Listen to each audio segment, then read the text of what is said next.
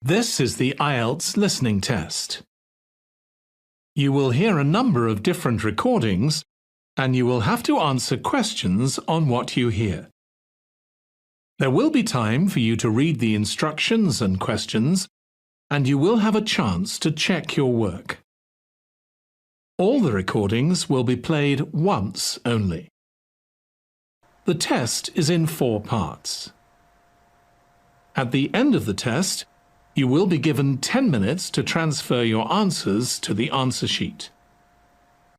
Now turn to Part 1.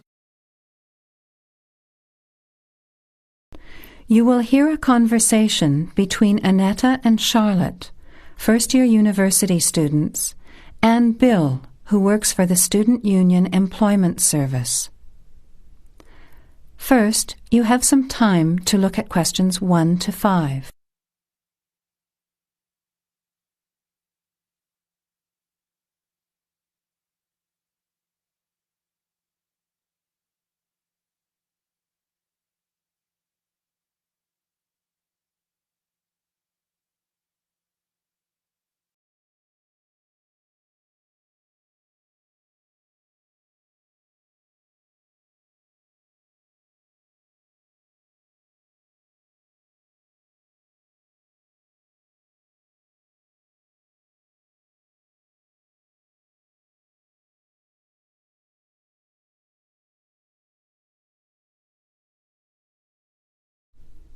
Now, let's begin. Answer the questions as you listen. You will not hear the recording a second time. Listen carefully to the conversation and answer questions 1 to 5. Hi, Bill. This is my friend Charlotte. She's doing first-year science too. Pleased to meet you, Charlotte. Annetta told me you want some part-time work. Now, I just have to complete your details on the computer. What's your surname? Johnston. With an E? Yes. JohnstonE. I know that you live in the Heathfield Street student residence, but I can't remember the street number there. It's 126. 126. Good. And the phone number? Well, actually, I never give people that number because sometimes nobody answers or they forget to pass on the messages. So, I bought a mobile phone yesterday, but I can't remember the number. I think it's 0414 847 748. I'll just check. No, sorry, not 748. It's 749. 0414 847 749? Yes, that's right. I must try and remember it.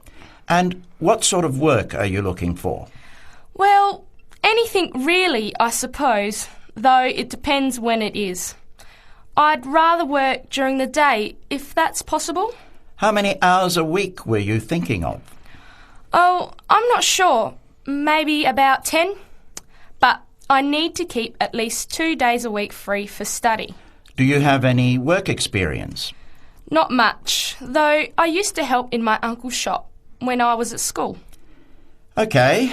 Well, I'll put it in, but we don't usually get shop work. What about gardening? I'd rather not. Everything I touch dies. What other kinds of work are there?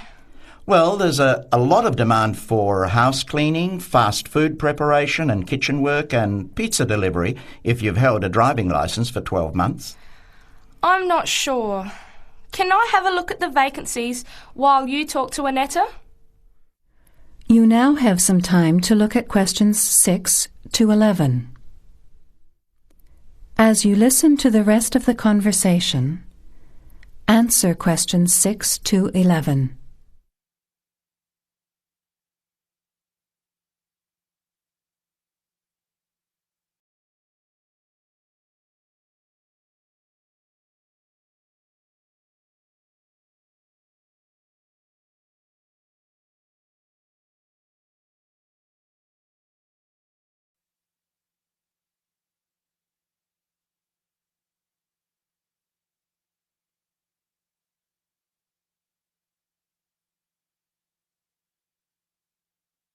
Will, I'd like to change my job. You're at the Hamburger Express on the High Street, aren't you? What's the problem? Well, I never know what hours I'm going to work. I start at 7 p.m. and I'm supposed to finish at 11 p.m, but sometimes they keep me until 2 or 3 a.m. Yes, that is a bit late if you have to make a 9 a.m. lecture the next day. And the other thing is the pay. They're supposed to pay me on Thursdays, but they never pay me on the correct day, often not until Friday or Saturday. A few weeks ago, I had to wait until Sunday. They said their son was sick, so they couldn't get to the bank, but they're always making excuses. Yes, that doesn't sound too good. Would you be interested in pizza delivery? You need to have a driving licence. Yes, I've got a licence, but I think I'd like to change from working in the evening. Are there any day jobs available? Well, as I told Charlotte, there are several cleaning and gardening vacancies. And this childcare job that just came in this morning. Do you like children? Yes, I do, actually. What's the job? Let's have a look. Collect the boy aged 4 from kindergarten at 3 p.m. Pick up the other 2 girls who are aged 6 and 9 from the primary school at 3:15. You take them home and look after them. The parents will be home by 7. That sounds quite good. What about the pay? It's the same as you're earning now, 4 hours a day, Monday to Friday, so 20 hours a week. You need to contact Mrs. Alicia Thompson. Her phone number is 91045629 and she lives in Springfield. I've never been to Springfield. I hope I don't get lost. Don't worry. It sounds quite straightforward. Let's have a look at the street directory. The Thompsons live here in Tulip Street, number 252. So you catch the 631 bus, get off here next to the post office in Daisy Terrace. Walk past the post office to the corner, and on the opposite corner is the kindergarten. Then walk down Daffodil Place and cross over to the primary school. Then keep going down Daffodil Place to the corner and turn right into Tulip Street. That is the end of part 1. You have half a minute to check your answers.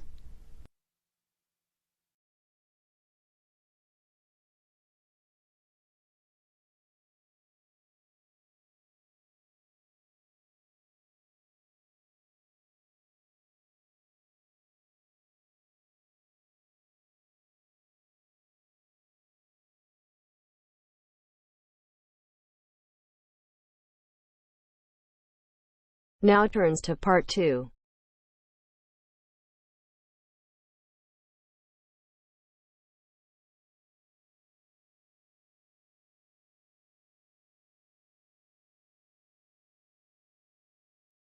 You are going to hear an interviewer who is interviewing Alan.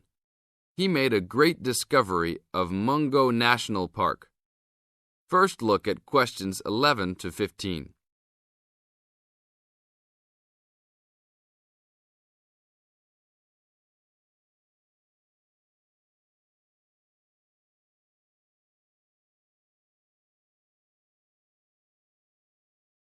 As you listen to the first part of the interview, answer questions 11 to 15. An event occurred in 1996 over a period of 3 days that attracted considerable attention at the time and led to a new find in Mungo National Park, which is the focal point of the Willandra Lakes World Heritage Area in New South Wales, Australia. I talked to Alan Moore, the organizer of this trip, about his experience. Alan, what was the purpose of your trip? Well, as you know, I love the outback and lead tours of people wanting to go into more remote parts of the country. However, I thought it was time for me too to have a holiday. So I packed up my family and we went to Mungo National Park. Why did you choose this location? It holds a record of Aboriginal life stretching back over 40,000 years. And of course, I wanted my young kids to be amazed by the main feature of the park, the remarkable Walls of China, as they're called, where wind and water erosion have exposed this long history. I see. What was the weather like? It was unusual for that time of year. The rain was just one continual downpour after another. We were always soaked to the skin. So we decided to cut our holiday short and only stayed 3 days in the end. However, it was eventful. The obvious problem was to get back to the nearest town, a small place called Boronga. But the dirt roads out there are always impassable after rain, so we settled down for a long, wet wait in the park. We didn't really mind because the scenery was so interesting. However, the kids wandered away without our noticing, and eventually we realized they must be lost. So we used our two-way radio to contact the park rangers and the police, and a helicopter was sent. Luckily, the kids were found within a few hours, but they'd made an important discovery. Now look at questions 16 to 20.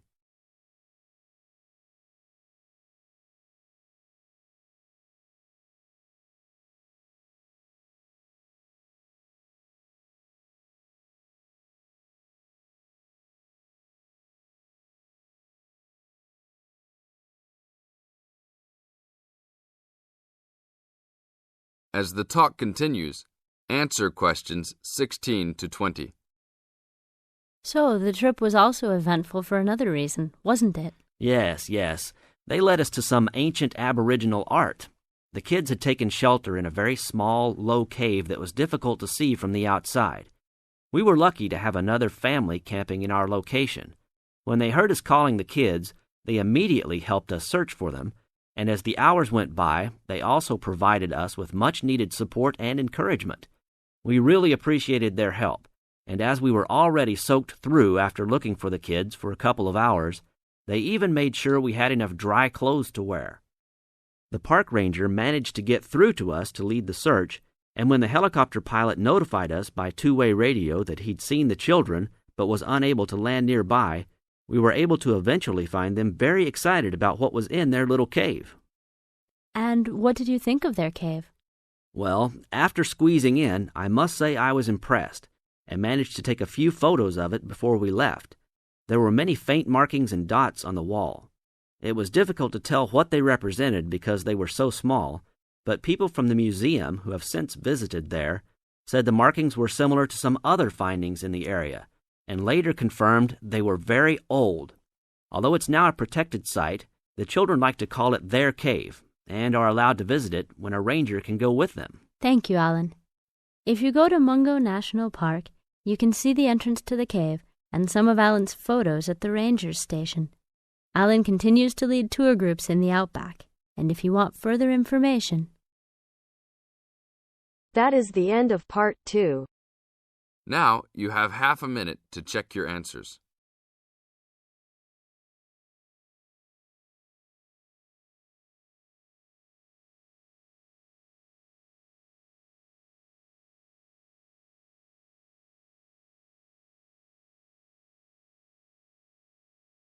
Now turns to part 3.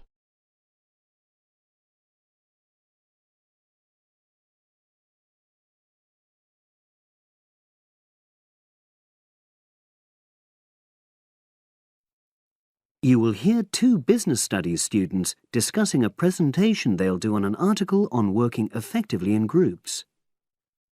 First, you have some time to look at questions 21 to 26.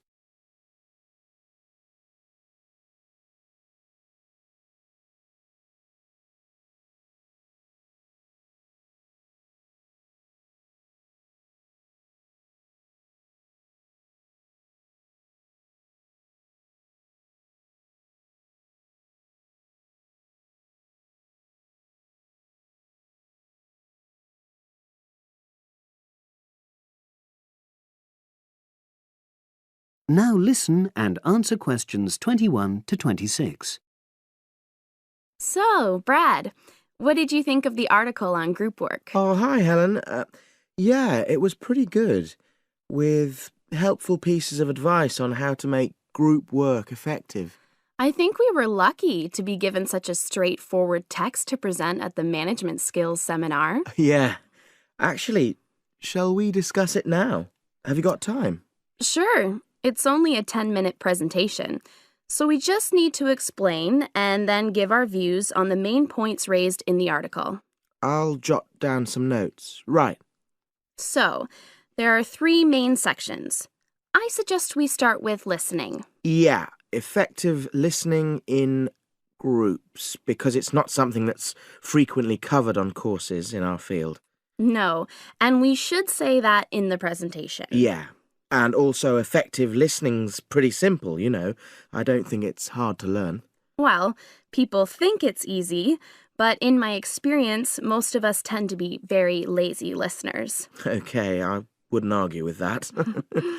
Something I do think we should emphasize is the power of the listener's posture, gestures, etc., in making speakers feel respected. Not that you're just waiting for them to finish before jumping in with your own ideas. Uh-huh. Okay, right. The next section is on goal setting. Let's make sure we're clear what the article says on this. Yeah. Well, firstly, it says that all group members must be given time to explain their own goals. That's it, yeah.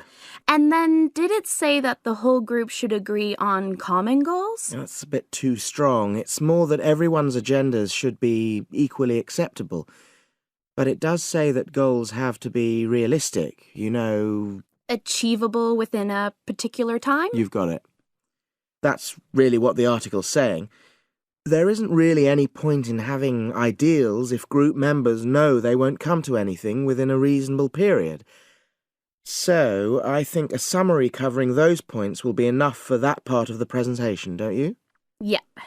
Now, the last section is about conflict resolution. Actually, I thought it was the worst part of the article. Me too. I don't think it went into sufficient detail on the issue. Actually, I thought it devoted too much space to it, but that it was all rather boring, you know? It didn't mention some of the more radical theories. Absolutely.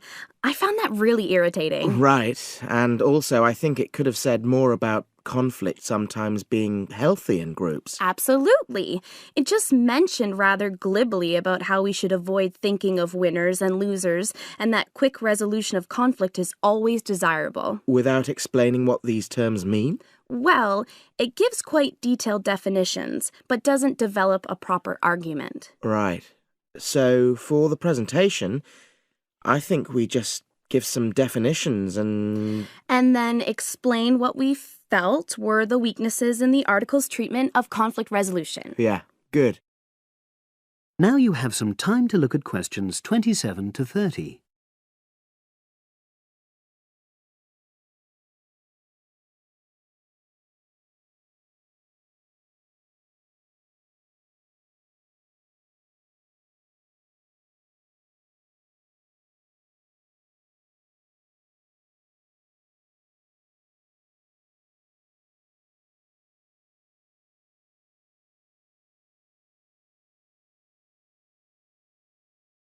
Now listen and answer questions 27 to 30.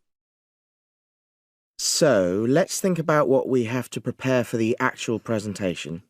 Well, I suppose we'll use PowerPoint, but I'm hopeless at using it, especially if it has any visuals. I really have to look into doing a course on it because I know I'll need it in the future. Don't worry, I'm quite happy using PowerPoint and I'll put it together when everything else is ready. That's a relief. But yes, do that later. Okay. Now, I heard the tutor saying we have to include some well-chosen quotations from the article. I'm not sure if we do.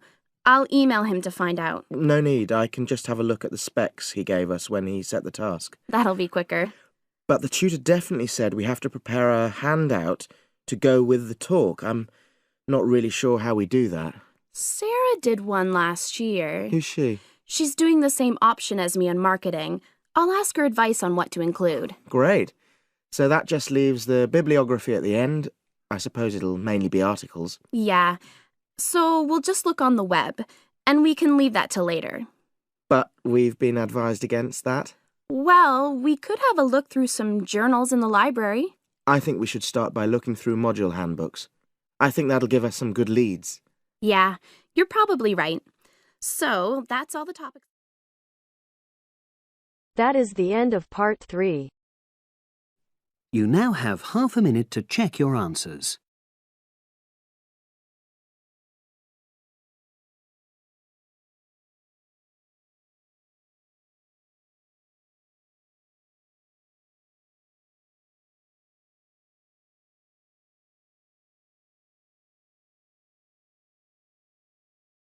now turns to Part 4.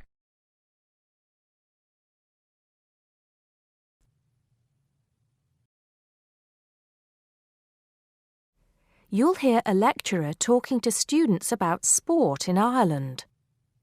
First, you have some time to look at questions 31 to 33.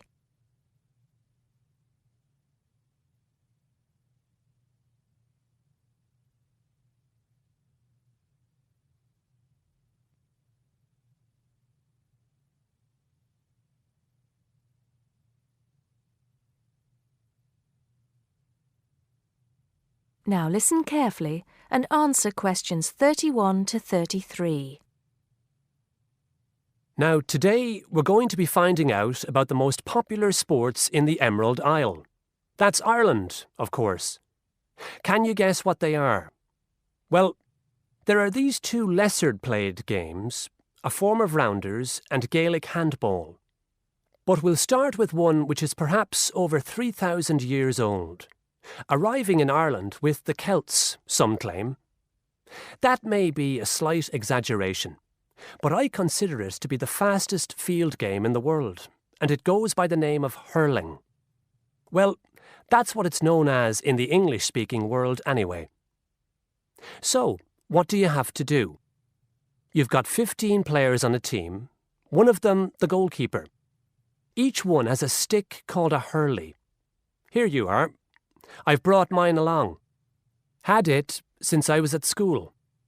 This is what it looks like, and basically you have to get this ball, called a sliotar, that's S-L-I-O-T-A-R, so it's not spelt the way it's pronounced. You hit it into the net for 3 points, or you can hit it over the net for 1 point. The goal looks like the letter H, with the net under the crossbar. The goalie has a bigger stick than the others to help keep the ball out. You can also catch the sliotar and run with it for 4 steps maximum, or bounce it on your stick. Is that clear to you all? I'll be showing you a video a bit later, so you can see what a game actually looks like. You might like to think of it as a mixture of lacrosse, hockey, and baseball. Oh, and it's played by women too, but it goes by the name of camogie in that case. Before you hear the rest of the talk, you have some time to look at questions 34 to 40.